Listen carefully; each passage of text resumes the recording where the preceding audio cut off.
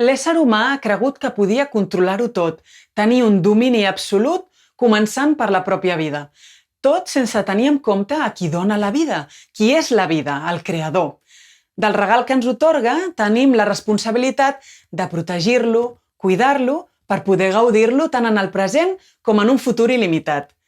Vivim temps de dol, de pèrdues físiques o materials. El dol cal elaborar-lo tan saludablement com sigui possible, transitar les seves diferents fases d'una forma conscient, madura, acompanyada i esperançada. Podem estar aïllats però no estem sols. Tant els professionals que ens ajuden com aquells amb qui compartim la vida, però sobretot aquell qui ens ha donat la vida, també ha promès que tindríem la presència del Consolador, l'Esperit Sant a qui aferrar-nos. En qui, si no, hauríem de dipositar la nostra confiança? En qui projectar l'esperança? En nosaltres, éssers humans? En les nostres capacitats? Quan prenem mesures preventives, rentat de mans, de superfícies, distanciament, mascaretes, etc., demanem la benedicció divina per l'acció que fem? Potser quan assegurem tot anirà bé, caldria definir què és bé, o quan afirmem que junts ens en sortirem, caldria definir amb qui. Amb qui estem comptant veritablement? Comptem amb Déu? Esperem en ell? Ell, el nostre Pare, és qui ens dona i manté la vida. És l'únic fonament de l'esperança. És l'únic consol per a la humanitat que pateix. I la nostra esperança no és passiva, no està confinada. És una esperança activa i proactiva, una esperança que treballa per cuidar i protegir la vida, que lluny de deixar enrere el creador de la vida, es projecta endavant, abraçant amb força la seva veritat i promesa. Endavant, amb Jesús, el Mestre, el gran metge, el Salvador, no és jeure quiets immòbils, és exercici físic i mental, moure's i mantenir l'activitat saludable. És nutrició, equilibrada, vegetariana, sostenible i planificada. És descans reparador del cos i la ment, diari i setmanal, descans sabàtic, descans en Déu. És aigua, abundant per dins i per fora, aigua natural i aigua de vida espiritual. És vigor solar, llum directa, energia i potència que porta el sol i la llum divina. És aire pur, no contaminat, lliure, intens, que renova. És no tòxics, no contaminar-nos amb res que ens perjudiqui, ni substàncies nocives, ni relacions tòxiques, ni ambients intemperants. És el tresor d'esperança, aquest regal embolicat amb la salut que conté no només la vida d'aquest cos, sinó la vida en majúscules que ens espera, confiant sempre en qui va donar la vida per nosaltres, perquè en ell i per ell puguem seguir endavant i trobar-nos junts en el gran dia on tot començarà. Salut, esperança i feliç dissabte!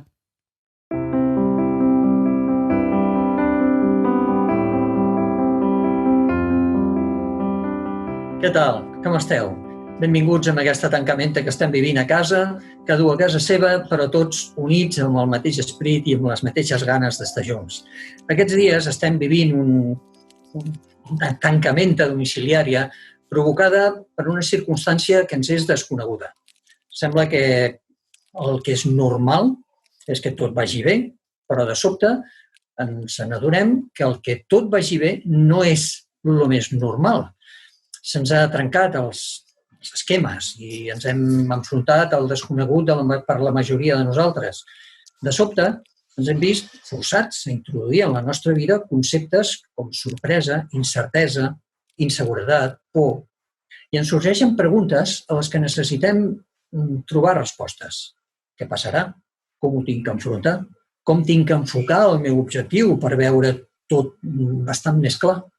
Serà que els predicadors de catàstrofes tenen raó? Podem tenir esperança enmig de tot aquest enrenou?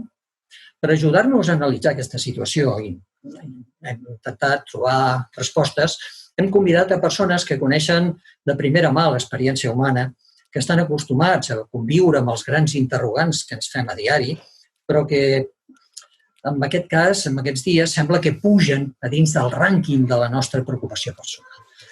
Benvinguts el senyor Daniel Moreno, el senyor Francesc Serrata i el senyor Xavi Francesc. Necessitem que entre tots tres ens ajudeu a esbrinar si estem influenciats o dominats per la por, si enmig de tot aquest enrenou podem tenir esperança i on podem anar a comprar un parell de quilos d'aquesta esperança, perquè sembla que la necessitem. En principi, tindríem que definir poder què és la por. A veure, Francesc, què és la por? Doncs la por és algo que està, per desgràcia, inherent a les nostres vides. La por és algo que ja des de nens, des de petits, està dins del nostre cos i la por és algo dolent que ens cohibeix, ja d'adults ens impedeix prendre decisions correctes i, sobretot, que ens condiciona l'esperança, ens condiciona les possibilitats sempre molt elevades de sortir endavant. La por és un enemic que tenim a dins del nostre cor, però hi ha antídots contra la por. No la venen, aquests antídots no es venen a les farmàcies, però a la paraula de Déu sí que trobem molts arguments per tenir esperança, per vèncer la por. El fet que aquests dies no ens puguem moure de casa perquè hi ha una amenaça que és real, ens pot fer tenir més por de la que normalment tenim, senyor Francesc? Sí, és veritat. La por, una de les seves, entre cometes, habilitats, és que és contagiosa. Puguem dominar una situació, però ens pot influenciar el nostre entorn, els mitjans de comunicació, les nostres febleses personals. I sí que la por és un condicionant molt gran a les nostres vides. Senyor Xavi Francesc, el càlcul d'una situació amb la qual ens enfrontem és la que ens fa vindre la por. Com podem calcular la situació que estem vivint ara? És complicat de calcular perquè ens trobem en una situació que no ens havíem trobat mai.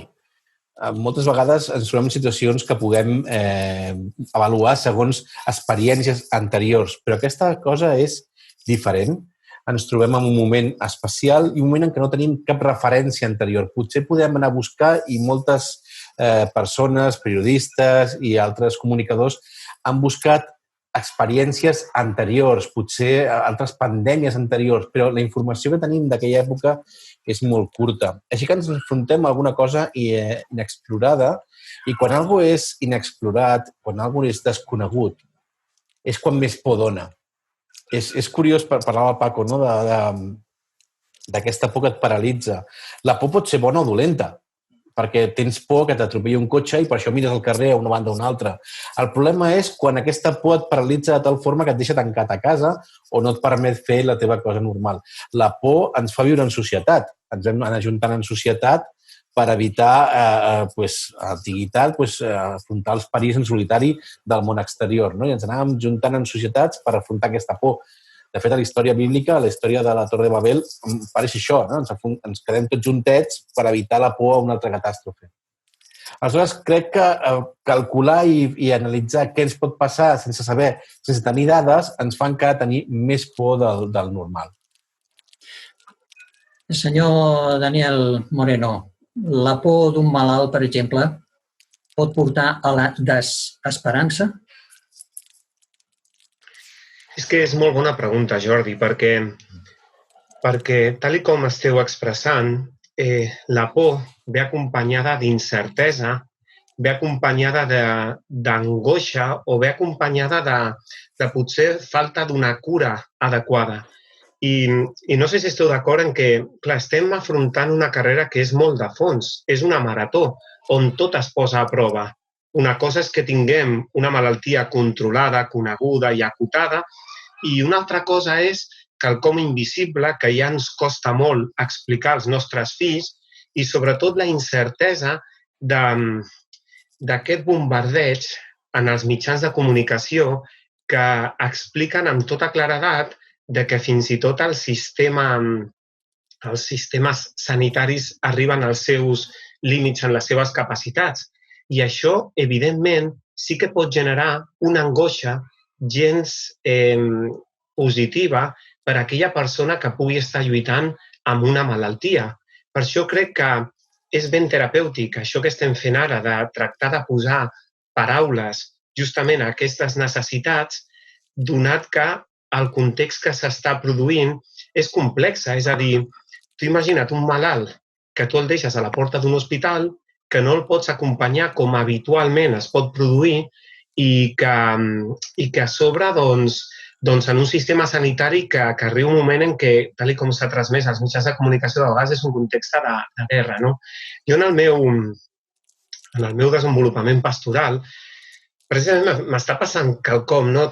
Estic atenent a una família de simpatitzants que el seu fill petitet d'un mes doncs, ha caigut malalt.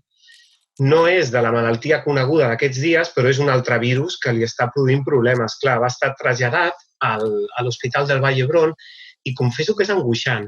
És angoixant poder veure doncs, les imatges que m'envia la mare i demés, veient una mica. Gràcies a Déu sembla que les notícies comencen a ser bones, però humanament parlant és cert que és desesperant.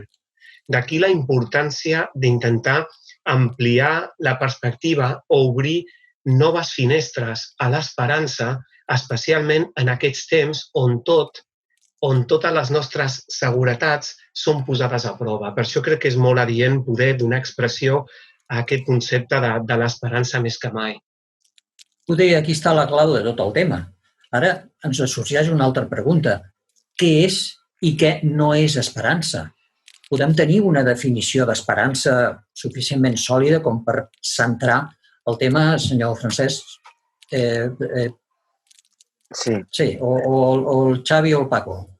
Vinga. Sí, l'esperança d'entrada és un pensament positiu. És un pensament esperançador, valga la redundància. És el clàssic exemple de la foscor d'un túnel. La foscor és un problema, qualsevol problema que tenim a la vida. Ara tenim aquesta situació i a vegades ho veiem tot molt fosc. Pues en aquest túnel fosc, la famosa llum al final del túnel, malgrat que estiguis en foscor total, aquesta llum que saps que hi haurà, perquè mai hi ha un túnel interminable, mai. Aquesta llum que sense dubte vindrà al final del túnel del moment, o d'aquest coronavirus, aquest tancament que estem visquint, hi ha una sortida amb llum. Això és l'esperança. Aquesta llumeta que pot ser petiteta, però que s'anirà fent més gran, això és l'esperança de qualsevol problema. Hi ha molta gent que confon l'esperança amb moltes coses. Hi ha gent que confon l'esperança, per exemple, amb el desig. Jo desitjo tenir un cotxe molt gran i poso les meves esperances en què d'aquí un temps pugui tenir un cotxe més gran o una casa més gran. L'esperança no és això. Espero tenir un cotxe. No, això no és. Tampoc és només optimisme. No és tot anirà bé. Al final tot acaba bé. Tampoc és això. No és optimisme, tampoc. No és tampoc expectativa. Hi ha una cosa molt curiosa i és que la gent es pensa moltes vegades que l'esperança és esperar que algú succeeixi bo o poses la teva esperança en algú que ha de succeir. I si no succeeix, aleshores la teva esperança decau. L'esperança no requereix una experiència empírica, per d'alguna forma, perquè es vegi manifestada. L'esperança és una cosa que està aquí. Tenim alguns exemples, que el temps se'ns aniria, que podrien anar en aquest aspecte. I tampoc és la il·lusió de que passi alguna cosa. Jo tinc il·lusió de que algun dia tenir fills, tot això. L'esperança tampoc és això. L'esperança és una cosa molt més complex i alhora molt més simple. Com deia el Paco, és una cosa que tenim allà present i que ens permet, així com la por ens paralitza, l'esperança ens posa en marxa, d'alguna forma. És el que ens permet avançar i ens permet deixar aquesta por enrere. Així que jo crec que és més difícil definir l'esperança que definir el que no és l'esperança. És una cosa molt, molt curiosa. Se m'ocorreix que si mirem els països del món amb més esperança de vida, els dos primers del rànquing són Espanya i Suïssa. i podem centrar-la, aquesta esperança o aquest esdevindre en persones, en coses, en circumstàncies, amb el nivell econòmic, amb la seguretat ciutadana. Senyor Moreno, com podem, o millor, a on podem situar la nostra esperança perquè no siguin aquests conceptes que ens ha presentat el senyor Francesc, sinó una cosa més sòlida? Clar, és que és molt bona pregunta, Jordi, perquè m'ha agradat molt el que els meus companys expressaven. Per exemple, l'esperança de vida doncs, és un àmbit, per dir d'una manera, un àmbit limitat de l'esperança. Sabeu que l'esperança de vida històricament ha canviat moltíssim. Allò que estem tractant de definir, i com bé expressava el meu company Xavi, no? Va molt més enllà, perquè estem parlant d'un estat estable que ens proposa una actitud i que ens porta a una decisió. Va molt més enllà de desitjos, de sentiments o d'emocions que puguin ser efímeres, sinó que hi ha un contingut que et fa, que t'alimenta positivament i que et convida a mirar més enllà. I dintre d'aquest més enllà és interessant, no? Perquè podríem parlar d'un túnel, però és que el túnel de la vida és molt més llarg que un virus. Deixem-ho que ho expliqui d'aquesta manera, no? La proposta de Déu, la proposta que ens expressa la seva paraula va molt més enllà. Té que veure amb viatjar amb les llums del cotxe en la posició de llargues i no només curtes, veure el fi definitiu de cap a on anem. I crec que això, en el temps que estem vivint, és quelcom estable i també és quelcom confiable. Vosaltres coneixeu aquest exemple, no? Per què un nen plora? Perquè sap que les seves necessitats poden ser satisfetes. Quan el nen arriba un moment en què veu que no serà atès, deixa de plorar. Nosaltres sabem, en termes d'esperança, a mi m'agrada molt una frase que deia que al final tot sortirà bé. I si no surt bé, és que encara no és el final. I crec que aquesta és la proposta més estable que ens proposa la paraula de Déu. Un Déu que passa amb nosaltres la tempesta, però que mira molt més enllà. Hi ha un altre concepte que ens pot ajudar a entendre la situació. Nosaltres, quan fem quelcom, quan fem alguna cosa, és perquè estem motivats per fer-la. Recorrem molts quilòmetres per veure la nòvia, o estudiem molt per treure un examen, o treballem més hores per poder comprar-nos un cotxe. La motivació pot ser el motor de la nostra esperança, senyor Francesc? Sí, totalment d'acord. Totalment d'acord. Això és una veritat molt gran. La motivació, un objectiu, no caure en l'abatiment, és un motiu. Motius, tenim milions de motius per sortir endavant. Una actitud optimista, aquesta és l'optimista, perquè això passarà, perquè qualsevol de nosaltres ha tingut etapes dolentes a la seva vida i de totes hem sortit.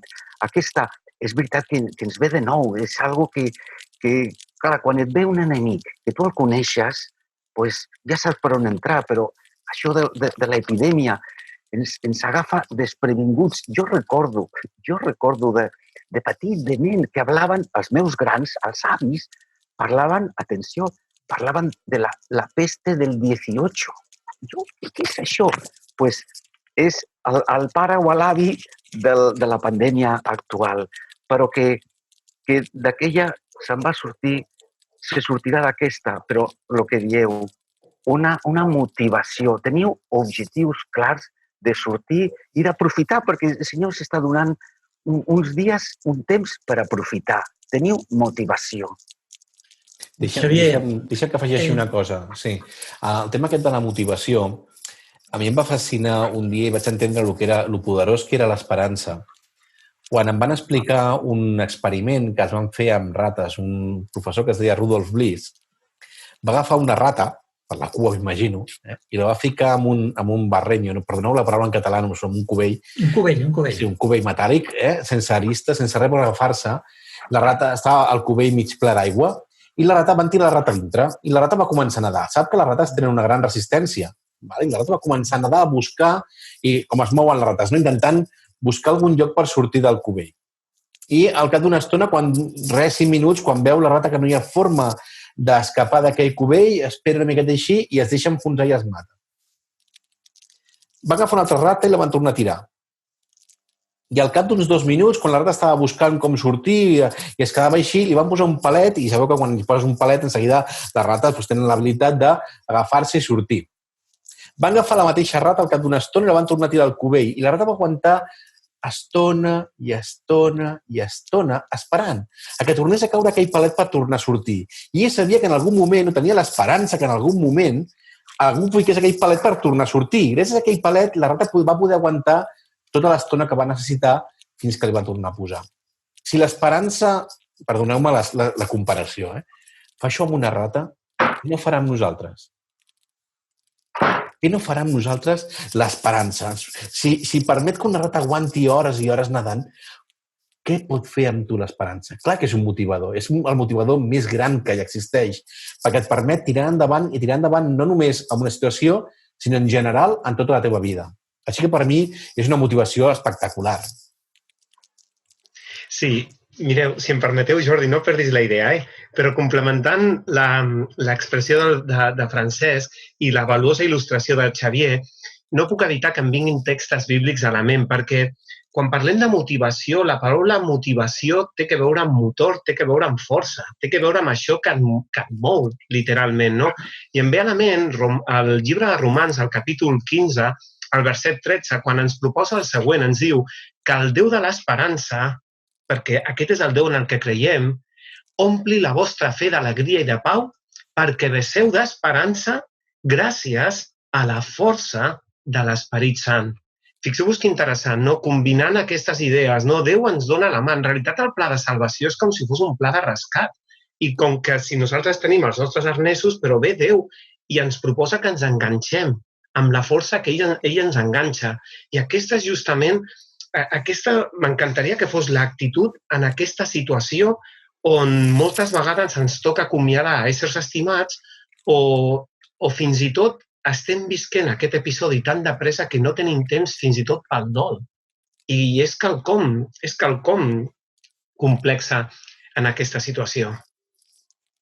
Aquests dies hem sentit alguns científics, alguns tècnics, que estan acostumats a mesurar l'esperança de vida estadísticament, demogràficament, i els metges o el personal d'infermeria, quan veuen amb un malalt que està bastant malalt, li pregunten com se li va fer el dia d'ahir, curt o llarg?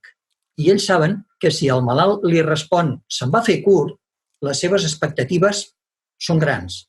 I si diu, ui, és que se'n va fer molt llarg, és que les seves expectatives són curtes. I la pregunta és, com podem mesurar la nostra esperança personal? Senyor Serrate. En la pregunta ja anava la resposta. La nostra aptitud, l'aptitud amb la que afrontem l'avui i el demà, aquesta aptitud és la que valora la nostra motivació, el nostre estat d'ànim. Jo sempre ho dic, actitud positiva és la base d'una bona motivació. Senyor Francesc, Xavier? He vist al llarg d'aquests anys, tant a l'experiència personal com l'experiència pastoral, he vist molts malalts, i inclús malalts de la meva família que han estat realment malalts. I una de les coses que he trobat és que quan la persona tenia forces i ànims, és evident que cada cos té la seva forma de reaccionar davant d'una malaltia. Però el cert és que quan la teva actitud és positiva, quan tens alguna cosa que et mou, com parlàvem abans, et permet afrontar la malaltia de forma diferent. I crec que el teu cos, sincerament, potser sona una mica místic, es recupera molt millor, però no és místic, és que científics han demostrat el poder de la ment sobre el cos, no? Com tot junt col·labora perquè et recuperis. Ahir veia les notícies una parella d'avis que els van separar quan els van ingressar a tots dos pel tema del coronavirus, aquest famós. I l'àvia va dir que ella del seu marit no es separava ni boja. O sigui, que ells volien estar junts, volien passar l'enfermetat junts, volien que els fiquessin junts, però no volien estar separats a l'hora d'estar ingressats. I tots dos estan curats, van recuperar-se de l'enfermetat, tenen una edat, eren persones de risc, però tots estan recuperant-se, els queda res per sortir i estan sortint. I els veies tots dos juntets, agafats a la mà, grans, qui voldria no arribar a certa edat doncs, amb un matrimoni així de maco que ha aguantat bé. I crec que la força que es donaven un a l'altre i l'esperança de continuar junts els va permetre afrontar l'enfermetat amb moltes millors condicions que altra que es deixa caure amb la desesperança o que es deixa caure amb la soledat. No? És una de les coses que són importants. L'esperança et mou i et permet que el teu cos es mogui, tant físicament, materialment, com també a nivell de salut. Parlant de mesurar... Sí, endavant. Perdona, Jordi. Complementant això que dius, un text bíblic per donar resposta a la teva pregunta inicial. No puc evitar-ho, Nosaltres, 2 de Corintis, capítol 4, verset 18, nosaltres no fixem la mirada en allò que veiem, sinó en allò que no veiem, perquè les coses que veiem passen, però les que no veiem duren per sempre. M'encantaria que això fos la nostra actitud d'esperança, mirant molt més enllà d'aquesta situació temporal. I aquí això motiva una altra reflexió o una altra pregunta, perquè a l'hora de fer una inversió, tots procurem estudiar el mercat, el producte, i enmig de fallides econòmiques, sanitàries, socials, familiars, polítiques, la pregunta és a on podem posar la nostra esperança? Quin és el fons d'inversió? Quin és el lloc on podem col·locar aquesta esperança perquè no faci fallida? Sí, jo tinc la resposta que segur que la compartiu amb mi. Estem en una tempesta forta, no és broma el que està passant. Estem en un vaixell, en una tempesta a mig del mar i el capità d'aquest vaixell és el que ha de generar la confiança per tots els mariners i el passatge. Nosaltres en aquest vaixell que estem viatjant aquests dies és el Senyor Jesús qui està de la mà del timó i tenim tota la confiança posada en ell. Ell ens portarà a bon port. I vull compartir un text que ho sabeu de memòria, però és el que es troba en el Salmo 23, que coneixem molt bé. Diu, aunque ande en el valle de sombras de muerte, no tindré mal algú, perquè tu estàs amb mi, la teva vara i el teu bastó m'infundiran alè. Aquesta és l'esperança on la tenim fundada i sabem que ens portarà al final d'aquesta crisi i a bon port. L'esperança la basem plenament en nostre Senyor Jesús. Poder aquí ens surt una altra pregunta, que quan parlem de protecció divina o de les promeses divines, tot això ens pot sonar una mica eteri, una mica insubstancial. En què es basa l'experiència cristiana o l'esperança cristiana? En què es basa perquè pugui ser tan sòlida? Senyor Xavi? Mireu, el Dani i el Paco han anat deixant caure versets, i és important, no? Parlàvem de ficar la nostra esperança en Jesús i la paraula de Déu, i està tot molt bé, i ha de ser així, i és bo que sigui així. La qüestió és, i per què amb Déu i no amb una altra cosa? Per què? Ja podem conformar-nos en llegir o en quedar-nos en versets sueltos. Però hi ha una cosa que animo a tothom que està escoltant-nos ara mateix, i és a profunditzar. La Bíblia no és el Senyor dels Anells, no és la novel·la de moda del segle XXI, no, la Bíblia és un llibre que porta molts anys, és un text que porta molt temps en marxa, que ha ajudat a moltíssima gent i que té una profunditat brutal. I quan comences a buscar ja et dones compte que hi ha una part d'aquest text que és molt important, que es refereix a coses que han passat, que estaven predites i que... Es diu predites? Perdoneu? Preditges? I que es van complir. I que, a més, la paraula de Déu et dona unes altres promeses que encara no estan complertes. Però que si estudies i et dones compte de que allò que es va dir i es va complir quadra perfectament i que tot el que s'ha dit i s'ha dit allà està complert, per què no ha de succeir allò que s'ha predit pel futur? Aleshores, jo tinc l'esperança de que aquestes promeses es compliran. I fico la meva vista, com deia, m'ha agradat molt el Dani quan deia de circular amb les llums llargues, oi? Jo no m'hi fixo amb la carretera que tinc aquí, tot i que m'aconsellin el conduir que condueixi amb aquestes llums, sinó que la meva vida, que no és simplement conduir un cotxe, sinó que és una molt més important, jo vull enfocar cap endavant, enfocar cap al futur i mirar amb aquestes promeses i estudiar-les de veritat, no simplement superficialment, si hi ha una esperança certa o no. I per mi, a la paraula de Déu, hi és.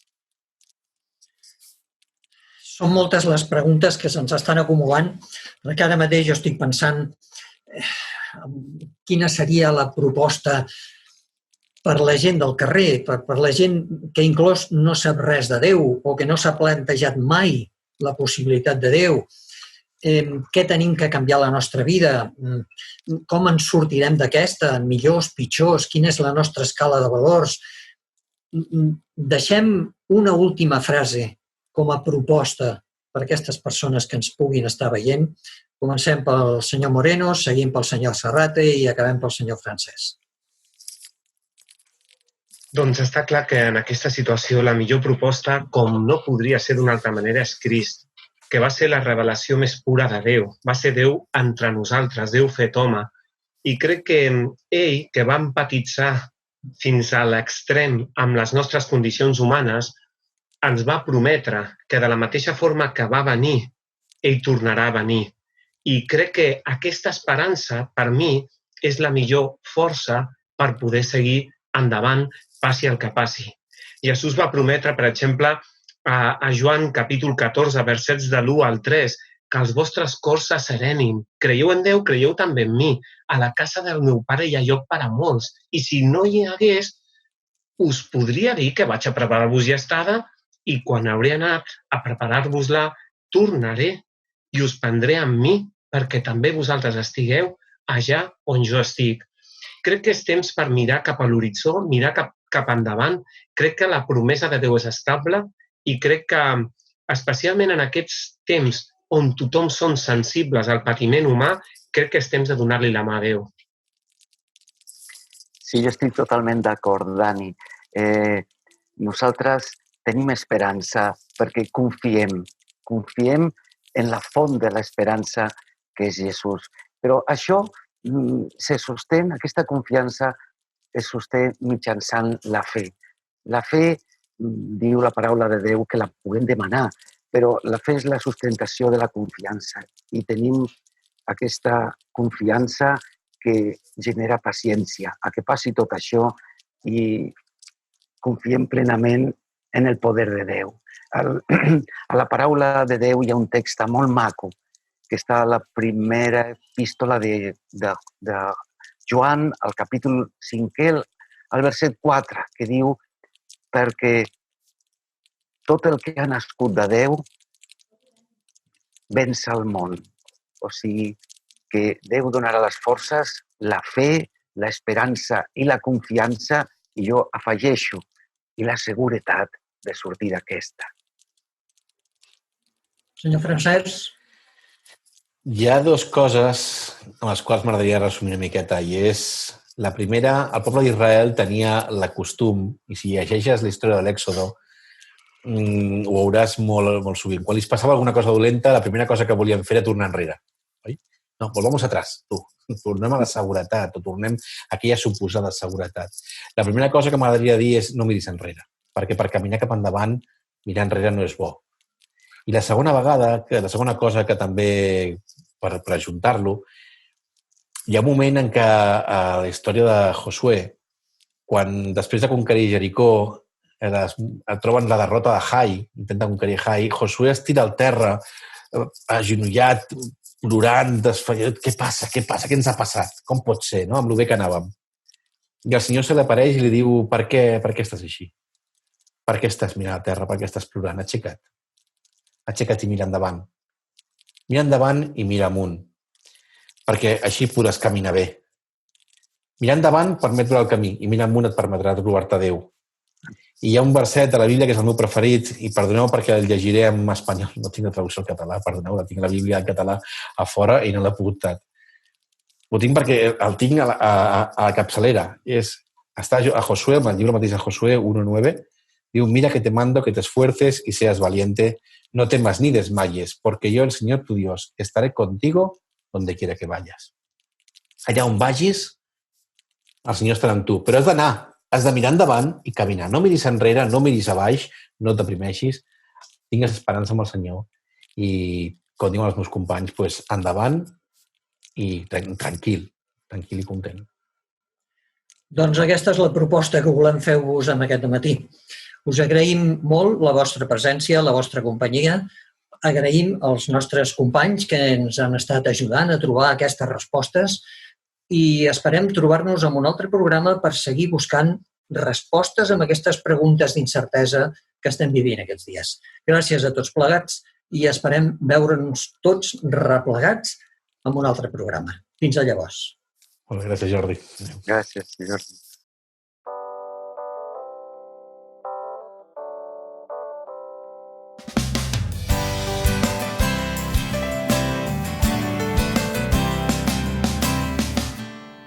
La promesa me acompanya, com ho fa un bon amic, em diu a l'orella, manca poc per veure'l venir. La promesa em dóna força, és un far en la tempesta que m'empenta a lluitar i a mirar una mica més enllà. I la teva alegria la tinc dins de mi, pensant en el dia en què et vegi venir. L'amor i el dolor enrere els deixarem, serà el teu amor el que triomfi al final. La promesa em manté enmig del meu dolor, ella brilla més fort i m'explica que hi ha un món millor. Jo segueixo esperant i dient a tot el món que la vida és un buf i que aviat viurem de debò, viurem de debò. I la teva alegria la tinc dins de mi, pensant en el dia en què et vegi venir. L'amor i el dolor enrere els deixarem, serà el teu amor el que triomfi al final. La promesa em dóna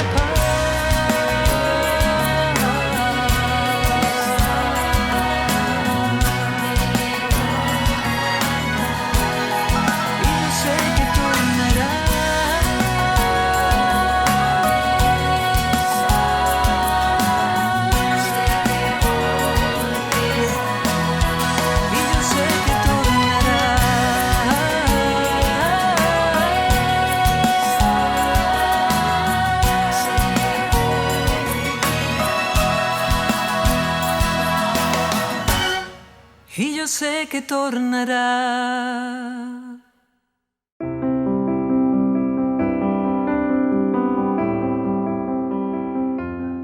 Hola, sóc el Joel Moyano, director de la residència Maranata a Cardedeu. Sabeu? Durant la Guerra de la Independència dels Estats Units contra els francesos, just abans d'anar a la guerra, algú va dissenyar una bandera en la que va escriure: no perdem l'esperança, perquè Crist és el nostre líder. Qui no ha perdut en algun moment l'esperança? Estem vivint uns dies com mai abans no havíem viscut. Ara ens toca confiar i fer oració. Sabem que el nostre Senyor està al nostre costat i ell ens porta de la mà del principi al final. Nosaltres som els que no hem de deixar anar aquesta mà que ell ens ofereix. Ell ens va prometre que sempre estarà al nostre costat i és aquesta promesa, aquesta gran esperança que aquí, a la residència Maranata, ens aferrem. Sabeu, treballar en una residència d'avis ens fa estar al costat de la mort constantment. I en una societat que no s'acostuma a parlar de la mort, nosaltres tenim la sort de poder acompanyar els nostres avis fins al final. Però és un privilegi per nosaltres poder-los transmetre que el Senyor ens porta de la mà fins al final i que quan tornem a veure'ns tot serà perfecte, sense pecat, sense virus, sense la mort. Aquesta és la nostra gran esperança per a tots nosaltres i per a tots els nostres residents. Com deia a l'inici, són moments difícils per tots, però treballant en la mateixa direcció, treballant amb molta transparència i esperança, aquesta pandèmia la superarem, perquè sabem que el Senyor ens porta de la seva mà i mai ens deixa. Segur que tot anirà bé. Maranata.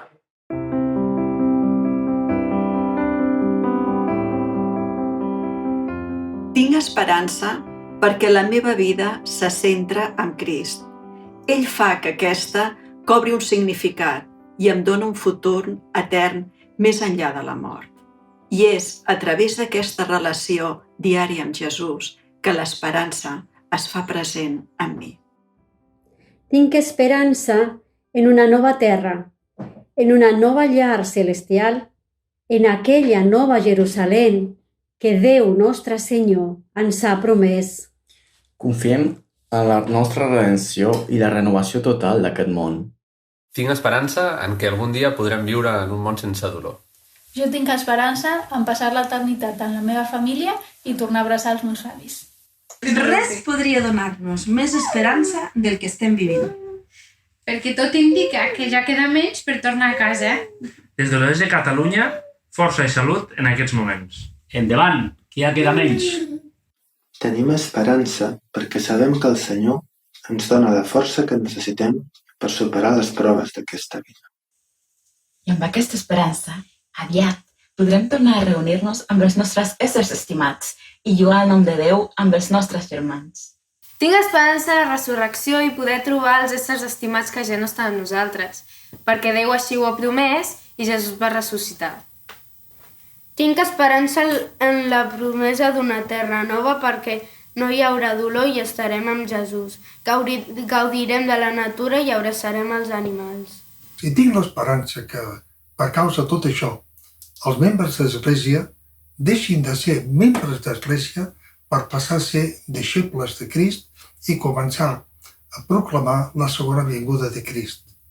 La meva esperança és Jesús i per això m'aferro a la seva promesa de que tornarà per donar-nos una nova vida sense malalties ni sense patiments. I això mateix és el que desitjo compartir amb tots els malalts i les seves famílies.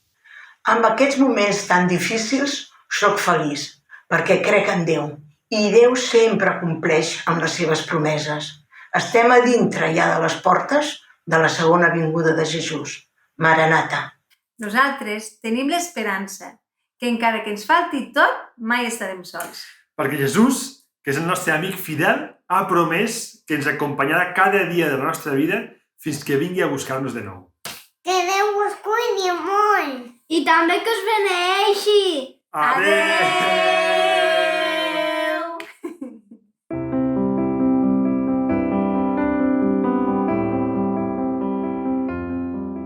Hola, bon dia, bon dissabte a tothom. És un plaer estar amb vosaltres avui. Encara que sigui d'aquesta manera, podem compartir uns moments de reflexió sota el títol Esperança sobretot.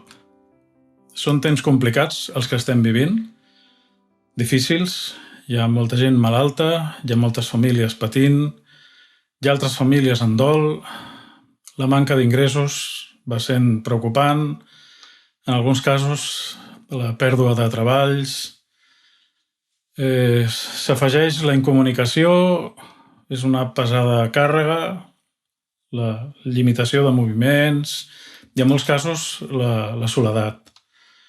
Tenim l'ocasió de veure també la millor cara de la societat, quan veiem la gent solidària, la gent aplaudint als balcons, la gent pensant en els que necessiten coses, bellugant-se, fabricant mascarilles. També veiem la pitjor cara, aquelles persones que és igual el que els hi diguis, són més llestes que els altres, no es posen mascarilla, no es posen guants, surten quan els hi dona la gana. En fi, veiem les dos cares. Lo cert és que la por, la incertesa s'instal·len a la nostra ment i tot i l'esforç que fem per mantenir-los a ratlla, de tant en tant se'ns apoderen. Per això avui volem portar-te una mica d'esperança. És una paraula preciosa, però també denota que falta alguna cosa. La RAE defineix l'esperança com l'estat d'ànim en el qual se'ns presenta com a possible el que desitgem. Per tant, hi ha alguna cosa que no tenim i que necessitem i estem esperant. Esperar precisament és el que vol dir la paraula en llatí d'esperança, esperar. A la Bíblia, que és la referència que jo faig servir com a pastor, aquesta paraula té diferents matisos. Vol dir confiança, així que el que espera no és aquell que està pensant, bueno, lo millor, ojalà... No, és confiança. És refugi també, és empara, és amagatall. L'esperança és el lloc on tu et pots refugiar quan les circumstàncies són complicades, difícils, perquè et dona seguretat en el futur, prefereixes projectar la vista al futur. En el Nou Testament aquesta paraula també vol dir esperar amb anhel, de forma plaent. Així que l'esperança no és una espera trista, no és una espera amargada, no és una espera desesperada, és una espera que il·lusiona. I això és el que avui volem compartir amb vosaltres. Els creients som portadors d'esperança, no de por. Tot i que alguns s'esforcen en dominar les consciències mitjançant el terror. Ahir veia un vídeo d'un predicador jove que anava vestit de sac pels carrers de Nova Orleans dient a la gent que era pecadora i que es cremarien a l'infern. I jo pensava, caram, hem tornat al Far West. Bueno, no falten predicadors d'aquest tall a totes les esglésies, per cert. La majoria d'esglésies veiem les coses d'una manera molt centrada, però sempre hi ha alguns que volen predicar a través de la por. La gent que fa aquest tipus de coses és de tall sectari. Una església com cal no està esperant dominar les consciències, ni molt menys, a través de la por. Al contrari, aporta, influeix de manera positiva. La Bíblia parla des de les primeres pàgines de l'interès que Déu té en ajudar-nos. Des del primer moment en què les coses es compliquen, Déu diu, tinc una solució. Déu està compromès en la nostra llibertat, en el nostre benestar, en la nostra salvació. I en què consisteix aquest compromís? Com és que Déu fa aquestes coses? Perquè, en primer lloc, Déu treballa amb la persona. Déu ens allibera de lo pitjor que nosaltres tenim. Jo, tu. I Déu treballa de manera individual, en primer lloc. Jo et faria la pregunta, estàs conforme amb la teva vida? T'agrades tal com ets? Podries millorar coses? T'agradaria millorar coses? Quant temps fa que estàs lluitant amb coses que formen part de la teva manera d'ésser i no hi ha manera de treure-te-les de sobre? El primer pas en la recerca de la pau interior és el reconeixement del que som. La Bíblia diu, vols progressar? Primer reconeix què et falta, què tens, què t'agradaria millorar. I és aquesta voluntat de millora i progrés la que ens ajuda a tenir pau i ens dona seguretat amb l'esperança. La Bíblia diu que Déu ens dona les eines. Diu, Ezequiel, capítol 36, verset 26, us donaré un cor nou i posaré un esperit renovat dins de vosaltres. Trauré del vostre cos aquest cor de pedra i us donaré un cor de carn. Infondré el meu esperit en vosaltres. Déu ens dona la voluntat de fer possibles els canvis que per nosaltres mateixos no podem arribar a assolir. Per altra banda, si no t'agraden coses teves, tampoc t'agraden coses de la societat. Això és més fàcil, compartim moltes coses que no ens agraden del que ens torna, no? El camí de Jesús proposa un canvi personal perquè la societat sigui millor. Tornem al tema. Vols canviar la societat? Primer canvia tu. Si nosaltres, si tu i jo som millors, canvia la nostra actitud i també canvia la nostra mirada envers els altres. Perquè no oblidem que som part els uns dels altres. Vols deixar de patir? És la següent pregunta. L'esperança ens parla del patiment i de com alliberar-nos del patiment. Déu, mitjançant Jesús, va possibilitar un camí a la pau, a la justícia i a una vida millor, lliure de tot mal. És així que trobem aquesta promesa al capítol 21 de l'Apocalipsi, els versets que van de l'1 al 7, on diu: «Després vaig veure un cel i una terra nova, perquè el primer cel i la primera terra havien desaparegut i el mar ja no existia. I vaig veure que davallava del cel, provenint de Déu, la ciutat santa, la nova Jerusalem, avillada com una núvia que ha estat engalanada pel seu espòs». I segueix dient: «I vaig sentir una veu potent que deia des del setial: aquest és el tabernacle que Déu estableix entre els homes, per a sojornar amb ells. Ells seran el seu poble, i el mateix Déu, amb ells, serà el seu Déu. Ell eixugarà tota llàgrima dels seus ulls, i la mort ja no existirà. Ni mai més hi haurà dol, ni clams, ni penes, perquè les coses d'abans han passat». I el que seia al setial va dir: «Mireu, tot ho faig nou». Després va dir: «Escriu, perquè aquestes paraules són fidedignes i verídiques». Així que aquesta és una promesa molt important. I afegir, perquè tinguem aquesta seguretat: és cosa feta. Jo sóc l'alfa i l'omega, el principi i la fi. Al qui tingui set, li permetré que begui de franc de la font de l'aigua de la vida. El que triomfi heretarà tot això i jo seré Déu per ell i ell serà un fill per mi. Aquesta és la promesa amb la que la Bíblia pràcticament tanca la seva edició, dient-nos que Déu ha promès posar fi al dolor, a la injustícia, a la maldat. I això és quelcom que Déu farà perquè ho ha promès. Nosaltres ho creiem així. I això és el que ens dona força i esperança. I mentrestant, què fa Déu? Ens anima i ens dona esperança i confiança. Hi ha un text a la Bíblia, quan Jesús va marxar cap al cel i es despedia dels deixebles, al llibre dels Fets ho tenim a capítol 1, diu: «Havent dit això, fou alçat davant dels seus ulls fins que un núvol l'ocultà de la seva vista. I mentre estaven atentament mirant al cel, es van posar al seu costat dos homes amb vestits blancs, que els digueren: «Homes de Galilea, què feu parats mirant al cel? Aquest Jesús que ha estat endut d'entre vosaltres cap al cel tornarà de la mateixa manera, com l'heu vist pujar cap al cel». Jesús va marxar i Jesús va prometre tornar. Déu ha promès canvis. Recordem, amb tu, amb mi, si volem, i en la societat, a través del nostre propi camí. Ha promès justícia, misericòrdia i posar fi al mal. I ha promès també vida eterna. I tu em diràs: bé, si sóc creient coincideixo amb tu, no? No hi ha problema. Els que m'esteu escoltant i sou de la meva creença o sou creients, doncs... però hi ha els que no. I m'estan escoltant i estan dient: bé, això sona molt bé, però encara no m'acaba de fer el pes. Bueno, jo et diré que val la pena reflexionar. El camí del creient és molt senzill.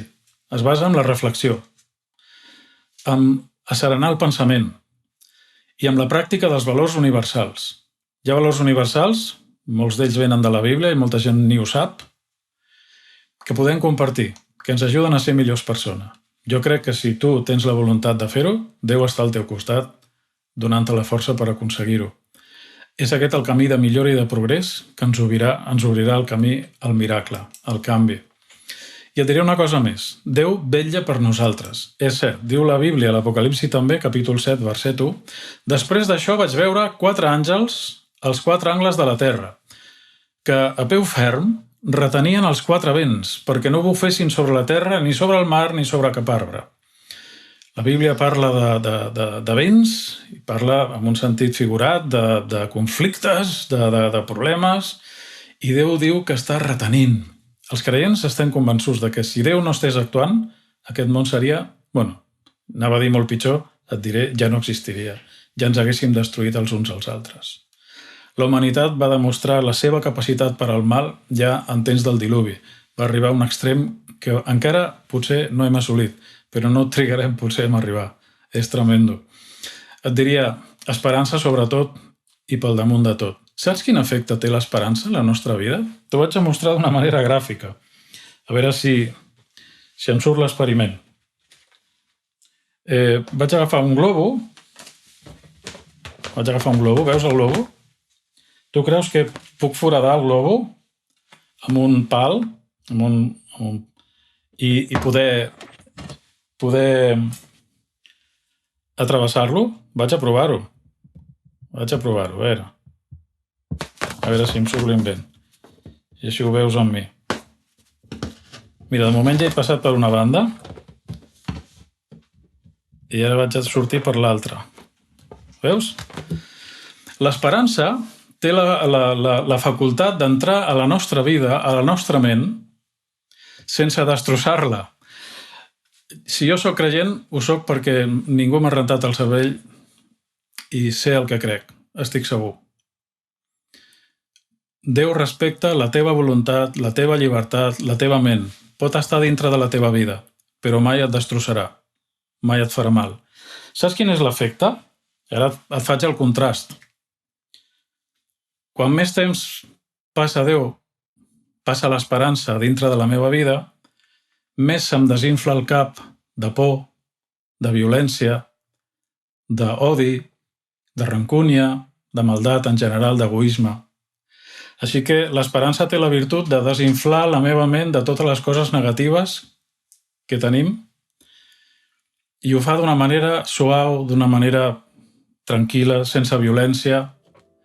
Prova-ho a casa, a veure quants globus petes. Però és aquest l'efecte de l'esperança. Jo crec que aquest és un bon record que pots tenir de l'efecte que Déu, i quan parlo de Déu per mi és sinònim d'esperança, té a la nostra vida. Mai et farà mal, però t'ajudarà a desinflar de tot lo dolent que tingui la teva vida. Que el Senyor t'ajudi, que passis un bon dissabte i que en aquests temps que estem vivint, temps difícils, puguis trobar esperança, puguis trobar seguretat, puguis mirar el futur estant convençut de que les coses canviaran. I si no estàs convençut com jo i no ets creient, almenys també pots tenir esperança. Que el Senyor t'ajudi.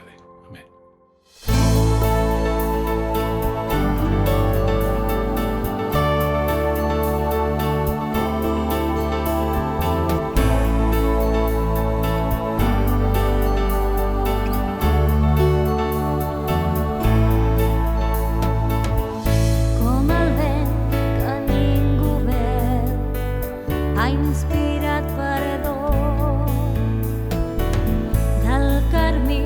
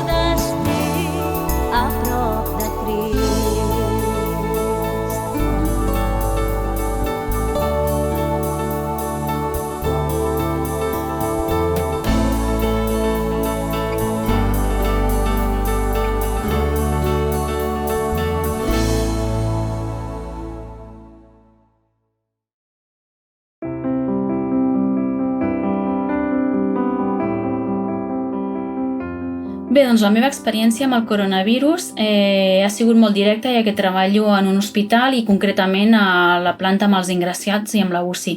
Llavors em vaig contagiar molt ràpidament. El tercer dia de símptomes em van enviar cap a casa i em vaig tenir que estar 15 dies tancada en una habitació i sense apenes veure la família. Això ha sigut molt dur per mi i també pels meus companys que estaven amb símptomes lleus a casa, ja que no podíem donar un cop de mà als nostres companys que estaven en una situació realment dura i desbordada. A part d'això, amb el passar dels dies, en una setmana, els símptomes em van anar deixant fluixa, més desanimada, veia casos greus que realment em preocupaven i vaig començar a fer oració més que mai i a demanar cadenes d'oració, a les quals estic molt agraïda perquè he vist els fruits, tant amb mi com amb els pacients i gent que estimo que estaven realment greus. Des d'aquí només puc dir-vos que jo ja he pogut tornar a l'hospital, que em sento molt contenta d'aportar el meu granet d'arena, que jo només puc oferir tècniques i ajudar els pacients a que marxin millor a casa, que no estic amb els pacients més greus, que per això ja n'hi ha els especialistes i que en aquesta gran crisi tots tenim el nostre lloc. Animar-vos a seguir fent oració, a seguir fent el confinament, perquè això salva moltes vides, sobretot les dels nostres grans. I res, esperar compartir la resurrecció de Jesús amb tota la gent que estigui perdent els seus familiars. Us estimo i gràcies per tot.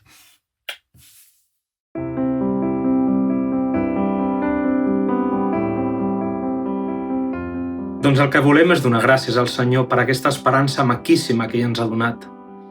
Passi el que passi amb aquesta vida, quan mirem al cel sabem que no estem sols, que hi ha algú que ens estima, que ens cuida i que ens motiva a continuar endavant.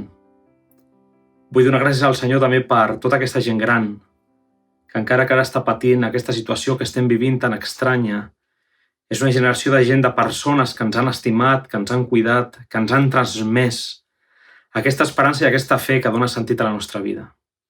Jo crec que aquest és el millor motiu, el més gran que jo tinc per donar gràcies i vull donar efectivament gràcies al Senyor per aquesta esperança que em motiva a continuar endavant.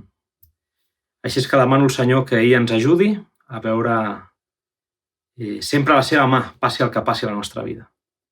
Pare nostre que mores en el cel i també en els nostres cors, et volem agrair que també et puguem jugar per aquests mitjans de comunicació que poses al nostre abast en aquests moments difícils en els que l'enemic ens intenta aïllar de tu i també dels nostres familiars i amics. Senyor del cel i de la terra, et donem gràcies perquè tu mantens viva la flama de l'esperança en les nostres vides a través de l'Esperit Sant, fent possible compartir amb els nostres amics la glòria del teu regne celestial. Omple'ns en el dia d'avui, en aquest dia sant, amb la teva presència i que el goig i la pau que manen de tu ens facin vencedors a tots enmig d'aquest dolor i sofriment que ens envolta. T'ho demanem tot en el nom del teu fill Jesucrist. Amén. Perquè gràcies a ell tinc esperança. Gràcies a ell tinc una família, tinc uns fills i conec moltes persones que ens donen la visió i l'expectativa de tenir esperança i confiança en el futur. Esperança en Déu. Confiança en què ell ens guiarà i ens donarà sempre el millor que és per cadascú de nosaltres. Podem i tenim que donar gràcies per tenir aquesta esperança, per poder viure-la en la nostra vida i formar part d'aquest món en el que Déu es manifesta.